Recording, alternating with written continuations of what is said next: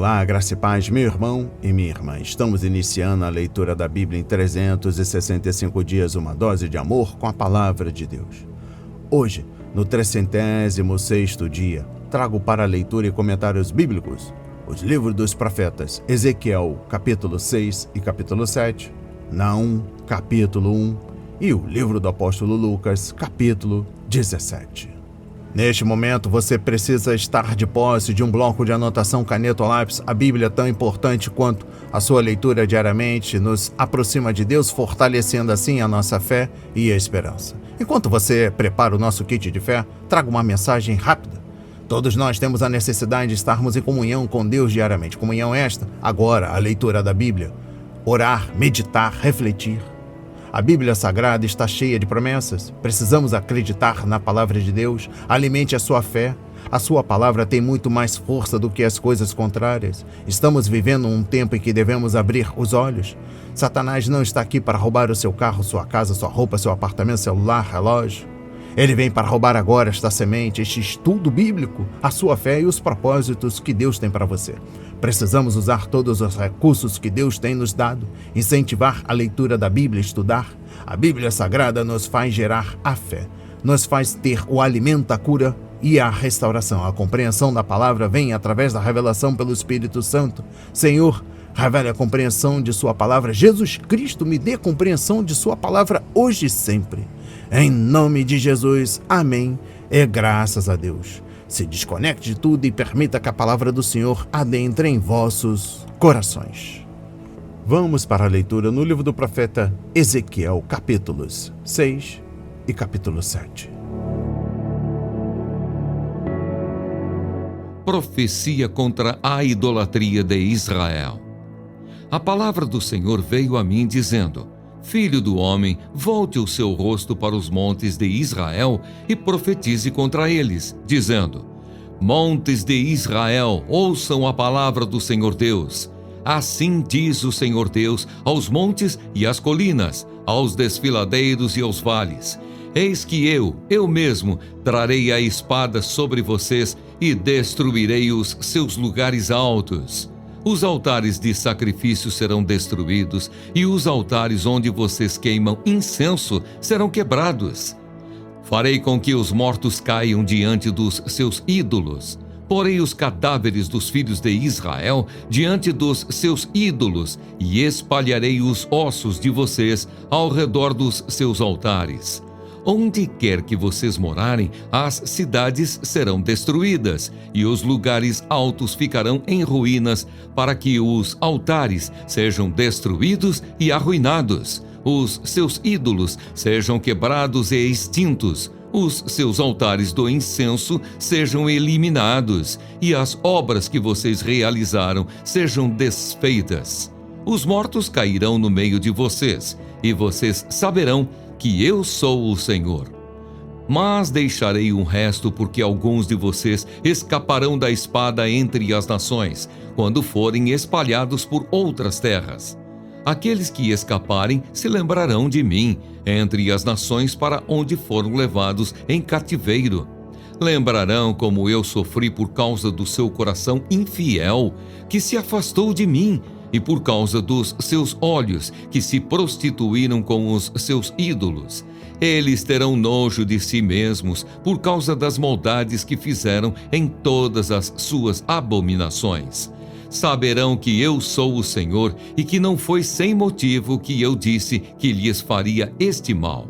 Assim diz o Senhor Deus: Contorça as mãos, bata os pés e diga: por todas as terríveis abominações da casa de Israel, pois cairão a espada, de fome e de peste.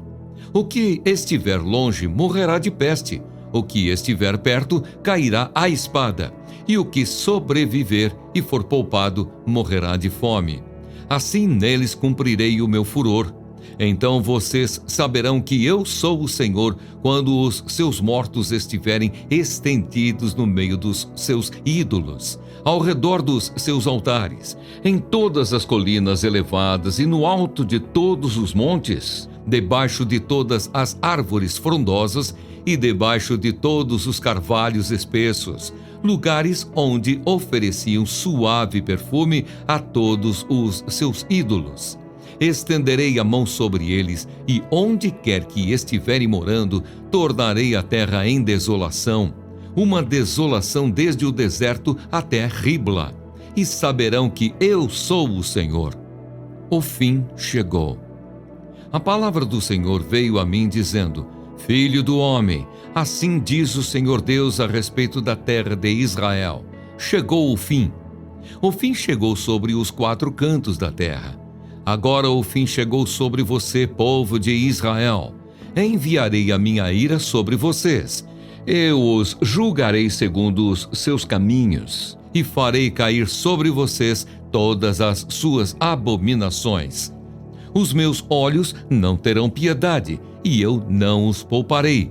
Pelo contrário, eu darei o que vocês merecem por seus atos, e farei com que paguem por todas as suas abominações. E vocês saberão que eu sou o Senhor. Assim diz o Senhor Deus: calamidade após calamidade, eis que vem. Chegou o fim. O fim chegou, já despertou contra você. A sua sentença chegou, ó morador desta terra. Chegou a hora, o dia está próximo, dia de tumulto e não de alegria sobre os montes. Agora, em breve, derramarei o meu furor sobre você. Cumprirei a minha ira contra você. Eu os castigarei segundo os seus caminhos, e os farei pagar por todas as suas abominações. Os meus olhos não terão piedade, e eu não os pouparei. Segundo os seus caminhos, assim os castigarei, e os farei pagar por suas abominações. E vocês saberão que eu, o Senhor, sou o que castiga. Eis o dia, eis que chegou. Brotou a sentença, já floresceu a vara, reverdeceu a arrogância. A violência se ergueu para servir de vara de maldade.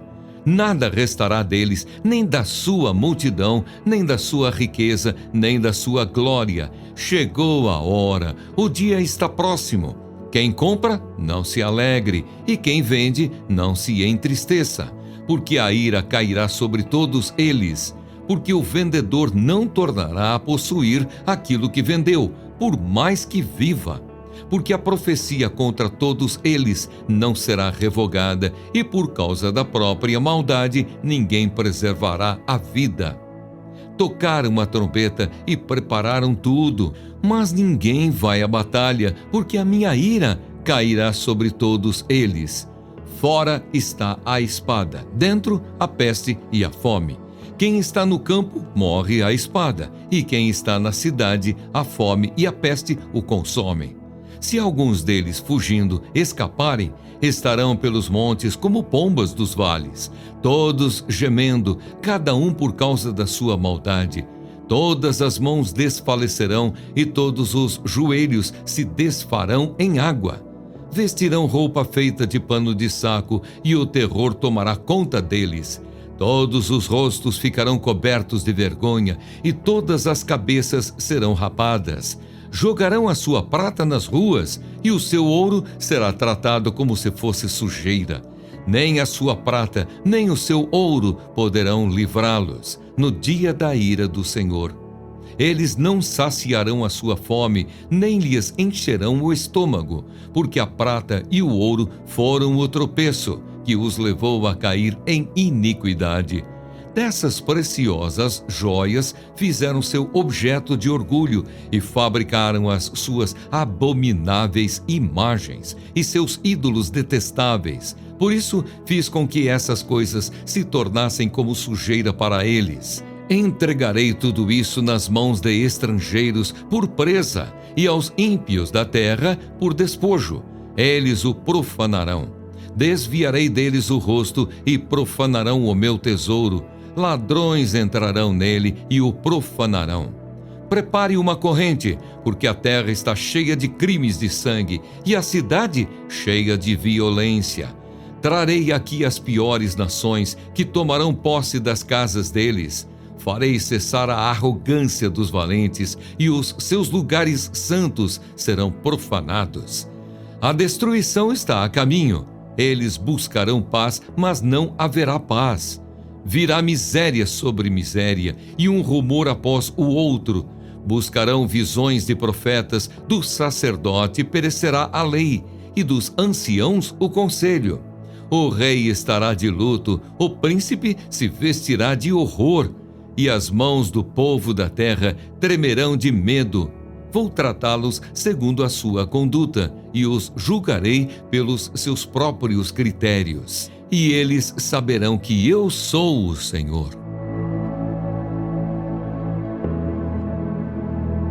Amém.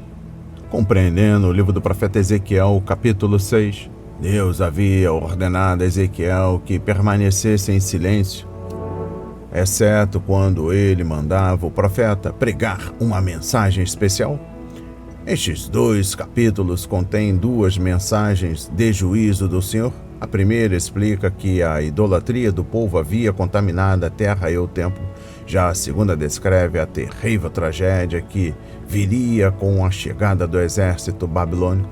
Ezequiel, a sentinela, estava avisando ao povo que a invasão estava chegando porque Deus havia visto os pecados do povo e estava prestes a castigá-los. Exposição bíblica dos versículos 1 a 7. Esta passagem explica por que Ezequiel foi instruído a virar o rosto contra os montes, colinas, ravinas e vales da terra. É que a idolatria de Israel havia contaminado. É claro que quem havia pecado não era a terra, mas o povo judeu, que havia poluído aquela terra santa, erguendo seus ídolos ao redor dos seus altares, em todo o monte alto e todo o topo de montanha, debaixo de toda árvore frondosa e de todo o carvalho viçoso, conforme versículo 13, e também Deuteronômio 12, versículo 2. Os profetas judeus desprezavam a idolatria e falavam com desprezo sobre os ídolos que o povo tanto valorizava. Referência a 1 de Crônicas, capítulo 16, versículo 26. Livro do profeta Isaías, capítulo 66, versículo 3, e Jeremias 14, versículo 14. Eles os chamavam de repugnantes. Referência a 2 de Crônicas, capítulo 15, versículo 8. E horríveis, conforme 1 de Reis, capítulo 15, versículo 13, na versão Almeida Corrigida Fiel. Exposição bíblica dos versículos 8 a 10. No contexto deste massacre nacional, Ezequiel fez o povo se lembrar da graça de Deus ao poupar um remanescente, tema que ele havia ilustrado ao colocar parte do cabelo raspado nas dobras do manto. Referência capítulo 5, versículos 1 a 3. Ele menciona o remanescente novamente em capítulo 7, versículo 16, capítulo 11, versículos 16 a 21, capítulo 12, versículos 15 a 16, capítulo 14, versículos 22 e 23, e também o capítulo 16, versículos 60 a 63. O fato de um remanescente de fiéis ser poupado fazia parte da promessa da aliança. Referência a Levítico 26, versículos 40 a 46. Compreendendo o versículo 9, a adoração de ídolos não só era uma abominação e uma prática imunda, mas também era adultério. A nação casou-se com o Senhor no Sinai e, portanto, a adoração a qualquer outro Deus era um ato de adultério. O amor puro de Deus por Israel, sua esposa, é o tema principal do profeta Oséias, cuja esposa se tornou uma prostituta e teve de ser resgatada por seu marido amoroso. Este era um sermão prático e custoso que repreendia Israel por sua infidelidade a Deus. Contudo, Oséias assegurou às pessoas que o Senhor iria perdoá-las se elas se arrependessem e voltassem para Ele. Referência a Oséias 1, versículos 10 a 11, capítulo 2, versículo 23. Exposição bíblica dos versículos 11 a 14. Enquanto lamentava as abominações que seu povo havia cometido, Ezequiel combinou discurso e ação, esfregando as mãos, batendo os pés. Em Ezequiel 21, versículo 14 e 17, essas ações representavam a resposta de Deus para a invasão e o ataque dos babilônios. Pelo contexto, vemos que o ato do profeta de bater as mãos simbolizava a marcha dos soldados e o barulho das espadas, enquanto a ira do Senhor era derramada sobre o seu povo desobediente. Continuando, livro do profeta Ezequiel, capítulo 7. Israel havia desobedecido à lei, desafiado o seu Senhor e contaminado a terra. E Deus não aceitaria esse tipo de conduta. Primeiro, ele castigou o seu povo, permitindo que 7 nações inimigas ocupassem a terra e oprimissem os judeus, conforme registro no livro de Juízes. Mas toda vez, depois que Deus libertava Israel de seus opressores, os judeus no final voltavam a adorar ídolos. Então, o Senhor finalmente os tirou da terra, alguns por meio da morte, outros através do exílio na Babilônia. Essa história é trágica, mas nos faz lembrar que o Senhor leva a sério sua aliança e requer nossa obediência. A exposição bíblica dos versículos 1 a 9, nesta passagem falada. As expressões essenciais são terra e chegou o fim. A terra está personificada nesta mensagem. Ezequiel falou com ela e anunciou que a desgraça estava para acontecer. O juízo era certo, porque o profeta dera um ultimato do tipo: chegou o fim?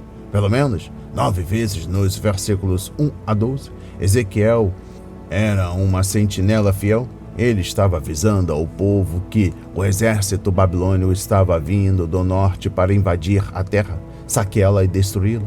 Em castigos anteriores, o Senhor teve misericórdia e poupou seu povo, mas esse juízo seria diferente.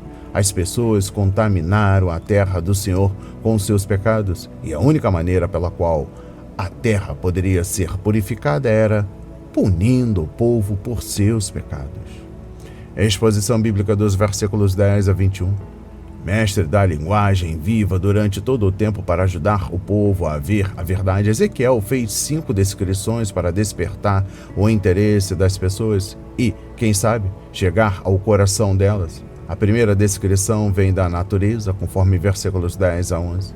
Enquanto Ezequiel descreve o florescimento de Israel, Deus havia sido longâmino enquanto seu povo desobedeceu às suas leis e desafiou seus profetas. Mas agora, os pecados desse povo estavam maduros. Era hora de a nação colher o que semeou. Exposição bíblica dos versículos 12 a 13. A segunda descrição é extraída do mundo dos negócios, com o ano do jubileu judeu como pano de fundo. Levítico 25. Todo o 7º ano deveria ser separado como um período sabático, durante o qual a terra ficaria inativa e as dívidas seriam canceladas. Referência a Ezequiel 7, versículos 1 a 7 e Deuteronômio 15, versículos 1 a 6. Depois de 7 desses anos sabáticos, o 50º ano deveria ser separado como o ano do jubileu, quando a terra ficaria inativa, as dívidas seriam canceladas e os servos libertados. As propriedades também deveriam ser devolvidas aos seus donos originais. A exposição bíblica dos versículos 14 a 15, a terceira descrição vem do exército. Deus fez de Ezequiel uma sentinela, conforme capítulo 3, versículos 17 a 21, e competia a ele alertar o povo quando havia perigo por perto. Se um exército inimigo se aproximasse, as sentinelas do muro tocavam as trombetas e convocavam os soldados para ocupar seus postos e proteger a cidade. Mas teria sido perda de tempo uma sentinela tocar a trombeta em Jerusalém, porque não havia nenhum exército judeu à disposição para lutar. Por isso, qualquer resistência seria inútil. A exposição bíblica dos versículos 16 a 18. Em sua quarta descrição, Ezequiel comparou os fugitivos que iriam escapar como pombas gemendo, assustadas e sozinhas nos montes. Desse grupo, Deus formaria seu remanescente, por isso eles eram importantes para o Senhor. Em vez de se alegrarem com a fuga, essas pessoas estavam chorando por seus pecados. Referência, Isaías 59, versículo 11. Usando panos de saco e raspando a cabeça em sinal de tristeza e arrependimento, Era o cumprimento da profecia de Ezequiel em capítulo 6, versículos 9 a 10. A exposição bíblica dos versículos 19 a 21. A quinta e última descrição é de pessoas jogando fora seus bens. Durante os últimos anos do reino de Judá, os ricos estavam ficando cada vez mais ricos e os pobres mais empobrecidos. Os ricos extorquiam os pobres sem qualquer repressão legal ou interferência dos tribunais. Os profetas trovejavam contra esse mal, mas os líderes não queriam ouvir. Por outro lado, os refugiados não podiam levar suas riquezas enquanto fugiam de Jerusalém, por isso, as tratavam como lixo e jogavam-nas pelas ruas. Compreendendo o versículo 21, o ouro e a prata dos sobreviventes eram apenas um excesso de bagagem que iria atrasá-los, e seus ídolos eram ainda mais inúteis. Em tempo de crise, logo aprendemos o que é válido e importante na vida. A cobiça pelas riquezas é o que os tinham atraído para o pecado, e suas transgressões trouxeram juízo. Os soldados babilônios levaram as riquezas dos judeus como seus ídolos caros, como despojos. Esse foi o pagamento de Deus para a Babilônia pelos serviços prestados na correção de Israel. E eu encerro a compreensão do livro do profeta Ezequiel, capítulo 7, trago o versículo 27. A liderança em Judá havia começado a ruir quando os reis se recusavam a ouvir as mensagens do Senhor por meio de Jeremias, admoestando-os a se render à Babilônia e, assim, salvar a cidade e o templo. Toda vez que os líderes da nação judaica dependiam da política, em vez de dependerem da palavra profética, eles começavam aos poucos a fazer concessões e a entrar em grande confusão. Referência a Isaías 8, versículo 20. Judá havia procurado alianças com o Egito e tentado negociar um caminho para a paz. Referência a Ezequiel 7, versículo 25. Contudo, o Senhor determinara que seu povo deveria ser castigado. Nenhum poder político pode anular a vontade soberana de Deus. Vamos para a leitura no livro do profeta Naum, capítulo 1. Sentença contra Nínive, livro da visão de Naum, da cidade de Elcos. A ira e a misericórdia de Deus.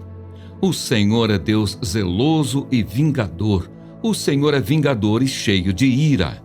O Senhor toma vingança contra os seus adversários e reserva indignação para os seus inimigos. O Senhor é tardio em irar-se, mas grande em poder e jamais inocenta o culpado. O Senhor tem o seu caminho na tormenta e na tempestade, e as nuvens são a poeira dos seus pés. Repreende o mar e ele seca, faz com que todos os rios fiquem secos. Bazã e o Carmelo desfalecem e as flores do Líbano murcham. Os montes tremem diante dele e as colinas se derretem. A terra se levanta diante dele, sim, o mundo e todos os seus moradores. Quem pode suportar a sua indignação? E quem subsistirá diante do furor da sua ira? A sua cólera se derrama como fogo e as rochas são por ele demolidas. O Senhor é bom, é fortaleza no dia da angústia e conhece os que nele se refugiam. Mas com inundação transbordante acabará de uma vez com o lugar dessa cidade. Com trevas, o Senhor perseguirá os seus inimigos. O que é que vocês estão planejando contra o Senhor? Ele mesmo os consumirá completamente. A angústia não se levantará duas vezes, porque ainda que eles se entrelacem como os espinhos e se saturem de vinho como bêbados, serão inteiramente consumidos como palha seca. De você, Nínive, saiu um que planeja o mal contra o Senhor, alguém que aconselha a maldade. Assim diz o Senhor: por mais seguros que estejam e por mais numerosos que eles sejam, ainda assim serão exterminados e passarão. Meu povo, embora eu o tenha afligido, não o afligirei mais. Quebrarei o jugo deles que pesa sobre você e romperei os laços que o prendem. Porém, contra você, Assíria, o Senhor deu ordem para que não haja posteridade que leve o seu nome. Do templo dos seus deuses exterminarei as imagens de escultura e de fundição. Farei a sua sepultura, porque você é desprezível. Eis sobre os montes os pés do que anuncia boas novas, do que anuncia a paz. Celebre as suas festas, ó Judá, cumpra os seus votos, porque o ímpio não mais passará por você. Ele foi inteiramente exterminado. Amém. Compreendendo o livro do profeta Naum, capítulo 1, trago o versículo 1. É óbvio que sabemos qual era o alvo pretendido da mensagem de Naum, mas o público maior era formado pelo povo de Deus que vivia com medo dos assírios e desesperado por uma palavra de esperança, pois o Senhor entregou essa mensagem por meio de Naum. Compreendendo o versículo 7, com os ecos do terrível juízo de Deus nos ouvidos dos leitores, Naum ofereceu uma promessa em 3 níveis acerca da atratividade íntima do Senhor. Apesar de sua velocidade, ele é bom, ele é o refúgio e ele protege. Aqueles que rejeitam e resistem a Deus têm toda a razão de viver com medo dele. Por outro lado, aqueles que temem têm, por direito, toda a razão de viver na segurança de sua proteção e amor. Compreendendo o versículo 11, o conspirador mencionado no versículo 11 é o rei da Assíria, e Deus se dirigiu a ele no versículo 14, fazendo 3 declarações. Primeiro, sua dinastia acabaria porque ele não teria descendentes. Segundo, a ajuda de seus deuses e deusas acabaria porque eles seriam destruídos. E terceiro, sua vida chegaria ao fim porque Deus prepararia sua sepultura. Que mensagem grave para um homem que tinha certeza de que seus planos teriam sucesso, mas Deus faria todas essas coisas porque aquele homem era perverso. A exposição bíblica dos versículos 12 e 13, o fato de o exército assírio ser maior do que o de Judá e de a Assíria ter mais aliados para ajudá-la na batalha não significava que ela fatalmente venceria. Afinal, Deus estava lutando em nome de Judá. Sim, o Senhor havia usado a Assíria para castigar Judá no passado, mas isso não aconteceria novamente. Desta vez o Senhor quebraria o jugo e removeria os grilhões que a Assíria havia colocado em Judá. Então, aqueles inimigos não mais atacariam o povo de Deus. E eu encerro a compreensão do livro do profeta Naum, capítulo 1, trago o versículo 15. Nos tempos antigos, as notícias eram levadas por emissários e as sentinelas sobre os muros examinavam o horizonte na esperança de que os mensageiros trouxessem boas notícias. Neste caso, a notícia de fato era boa. O mensageiro anunciaria que Nínive cairia e que o exército assírio havia sido derrotado e estava em confusão. Judá poderia viver em paz e desfrutar de suas festas anuais e festivais religiosos regulares. Vamos para a leitura no livro do apóstolo Lucas, capítulo 17. Os tropeços. Jesus disse aos seus discípulos: é inevitável que existam pedras de tropeço, mas ai de quem é responsável por elas. Seria melhor para esse que uma pedra de moinho fosse pendurada ao seu pescoço e fosse atirado no mar, do que fazer tropeçar um destes pequeninos. O perdão e a fé. Tenham cuidado. Se o seu irmão pecar, repreenda-o. Se ele se arrepender, perdoe-lhe. Se pecar contra você 7 vezes num dia e 7 vezes vier para lhe dizer: estou arrependido, perdoe-lhe. Então os apóstolos disseram ao Senhor: aumente-nos a fé. Ao que o Senhor respondeu: se vocês tivessem fé como um grão de mostarda, diriam a esta amoreira: arranque-se e transplante-se no mar, e ela obedeceria. Qual de vocês, tendo um servo ocupado na lavoura ou em guardar o gado, lhe dirá quando ele voltar do campo: venha agora mesmo e sente-se à mesa? Não é verdade que, ao contrário, lhe dirá: prepare o meu jantar. Apronte-se e sirva-me enquanto eu como e bebo. Depois você pode comer e beber? Será que ele terá de agradecer ao servo por ter feito o que lhe havia ordenado? Assim também vocês, depois de terem feito tudo o que lhes foi ordenado, digam: somos servos inúteis, porque fizemos apenas o que devíamos fazer. A cura de 10 leprosos. De caminho para Jerusalém, Jesus passava pelo meio de Samaria e da Galileia. Ao entrar numa aldeia, saíram-lhe ao encontro 10 leprosos, que ficaram de longe e gritaram: Jesus, mestre, tenha compaixão de nós! Ao vê-los, Jesus disse: vão e apresentem-se aos sacerdotes. Aconteceu que, indo eles, foram purificados. Um dos 10, vendo que estava curado, voltou dando glória a Deus em alta voz e prostrou-se com o rosto em terra aos pés de Jesus, agradecendo-lhe. E este era samaritano. Então Jesus perguntou: não eram 10 os que foram curados? Onde estão os 9? Não se achou quem voltasse para dar glória a Deus, a não ser este estrangeiro? E lhe disse: levante-se e vá, a sua fé salvou você. A vinda do reino de Deus. Indagado pelos fariseus sobre quando viria o reino de Deus, Jesus lhes respondeu: o reino de Deus não vem com visível aparência, nem dirão: ele está aqui, ou lá está ele, porque o reino de Deus está entre vocês. A seguir, Jesus disse aos seus discípulos: virá o tempo em que vocês desejarão ver um dos dias do Filho do Homem, mas não verão. E dirão a vocês: ele está aqui, ou lá está ele.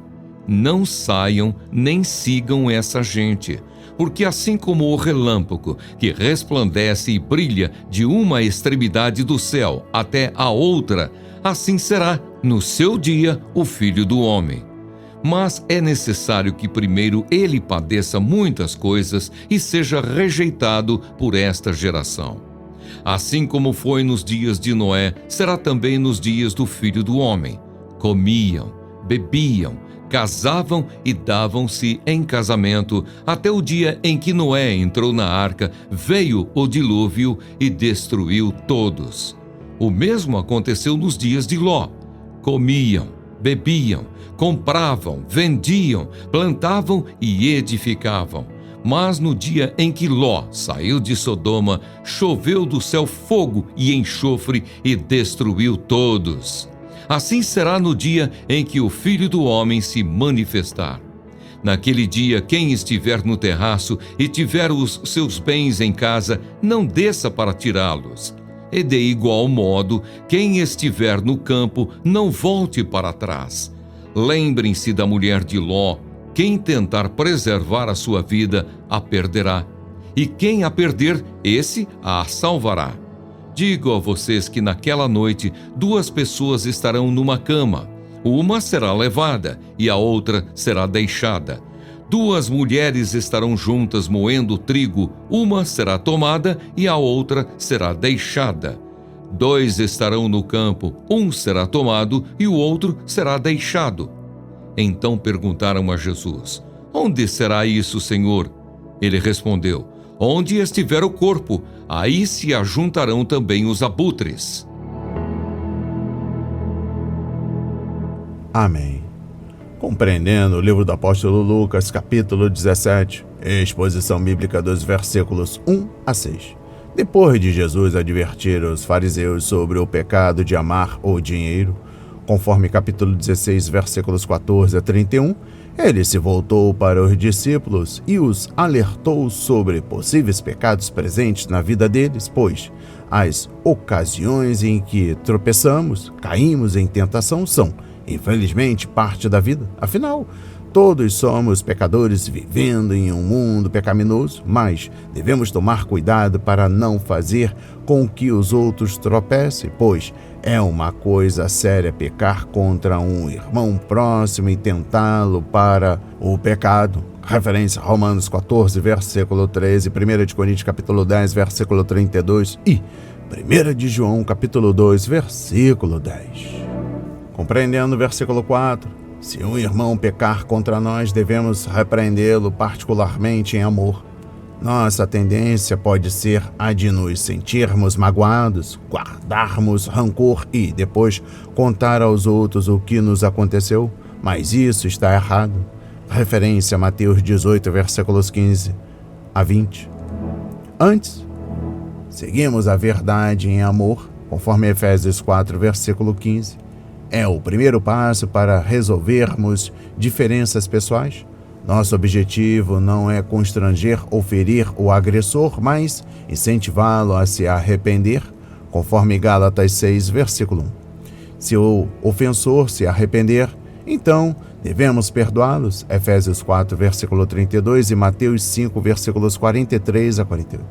Na verdade, devemos ter o hábito de perdoar, pois outros pecarão contra nós 7 vezes por dia, ou até mesmo 70 vezes 7. Referência a Mateus 18, versículos 21 a 22.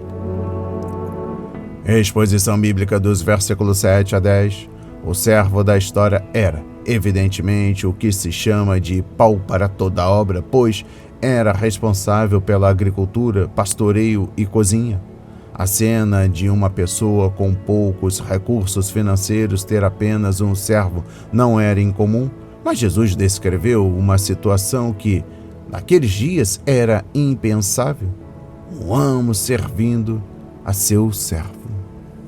Compreendendo o versículo 10, um servo fiel não deve esperar qualquer recompensa especial, já que faz apenas aquilo que lhe foi dito para fazer. A palavra inútil significa, assim, utilidade, isto é, ninguém daria nada para nós ou por nós nessa condição. O servo era, de fato, digno, afinal, ele se importava com os campos, os rebanhos e o alimento de seu senhor. Meu senhor não me deve nada. O fato de Jesus recompensar seus servos está relacionado à graça da parte de Deus. Não merecemos nada por obedecermos e servirmos a Ele. Exposição bíblica dos versículos 15 a 19. Seria de esperar que todos os 10 homens corressem em direção a Jesus para agradecer-lhe por aquele novo começo de vida, mas apenas um deles fez isso. E esse nem judeu era. Como eles deviam ter sido gratos à providência divina por ter trazido Jesus para perto deles, pelo amor que levou o Salvador a atentar para eles e para a necessidade que tinham e pela graça e o poder de Deus que lhes trouxeram a cura. Eles deviam até ter formado um coro improvisado e cantado o Salmo 103, porém, quantas vezes tomamos as bênçãos concedidas e esquecemos de agradecer ao Senhor? Que eles deem graças ao Senhor por seu amor leal e por suas maravilhas em favor dos homens. Salmos 107, versículos 8, 15, 21 e 31. Muitas vezes ficamos contentes em desfrutar do que recebemos, mas nos esquecemos daquele que nos presenteou. Somos rápidos em pedir, mas lentos para agradecer. Compreendendo o versículo 19, vindo a Jesus, o homem recebeu algo maior do que a cura física. Ele foi salvo de seus pecados. Jesus disse: a sua fé o salvou. As mesmas palavras que falou para a mulher arrependida que ungiu seus pés, conforme capítulo 7, versículo 50. Os 9 amigos do samaritano foram considerados limpos pelos sacerdotes, mas aquele que voltou aos pés de Cristo foi declarado salvo pelo Filho de Deus. Mesmo sendo muito bom experimentar o milagre da cura física, é ainda mais maravilhoso receber o milagre da salvação eterna. Exposição bíblica dos versículos 20 a 37. O povo judeu vivia em um ambiente empolgante de expectativa, principalmente na época da Páscoa, quando comemorava sua libertação do Egito. Os judeus ansiavam por outro libertador como Moisés que os libertasse da escravidão. Alguns esperavam que João Batista fosse esse libertador, mas depois a atenção se focou em Jesus, conforme capítulo 6, versículo 15 do livro do apóstolo João. O fato de que ele estava indo para Jerusalém os animou ainda mais, conforme Lucas 19, versículo 11. Talvez, pensaram muitos, ele fosse estabelecer o reino prometido. Compreendendo o versículo 21, a afirmação "o reino de Deus está entre vocês" tem desafiado tradutores e intérpretes da Bíblia durante séculos. E muitas explicações têm sido dadas. A preposição grega equivalente a entre também pode significar dentro ou no meio de. Jesus estava dizendo: não procurem pelo reino lá fora, a menos que ele esteja primeiro em seu próprio coração, conforme Romanos 14, versículo 17. Ao mesmo tempo, ele também pode ter querido dizer algo como: o fato de eu estar aqui no meio de vocês é o importante, pois eu sou o rei. Como entrarão no reino se rejeitarem o rei? Referência a Lucas 19, versículos 38 a 40. A exposição bíblica dos versículos 28 a 37, tendo respondido aos fariseus, Jesus voltou-se para os seus discípulos, a fim de instruí-los sobre a vinda do reino. Ele os advertiu de não se tornarem tão obcecados com a volta dele que acabassem não fazendo nada além de esperá-la. Este é um aviso importante para os cristãos que não fazem nada além de estudar as profecias. Certamente, devemos esperar pela volta do Senhor e desejar que Ele venha, mas, ao mesmo tempo, devemos estar preocupados no serviço a Ele quando Ele retornar. Referência Atos 1, versículo 6 a 11. E eu encerro a leitura da Bíblia em 365 dias e também da compreensão do livro do apóstolo Lucas, capítulo 17, trago a exposição bíblica dos versículos 30 a 36. Jesus descreve o que acontecerá quando ele retornar como juiz para derrotar seus inimigos e estabelecer seu reino na terra. Referência a Apocalipse 19, versículo 11 ao capítulo 20, versículo 6. Cristãos de todas as eras da igreja podem ter aceitado a advertência destes versículos, mas eles se aplicam de forma especial a Israel no final dos tempos. Referência a Mateus 24, versículos 29 a 44. As palavras de hoje foram semeadas para as nossas vidas, para a honra e a glória do Senhor. Receba este alimento diário, não hesite, compartilhe. Deus está interessado na minha e na sua dor. Que Deus nos abençoe abundantemente.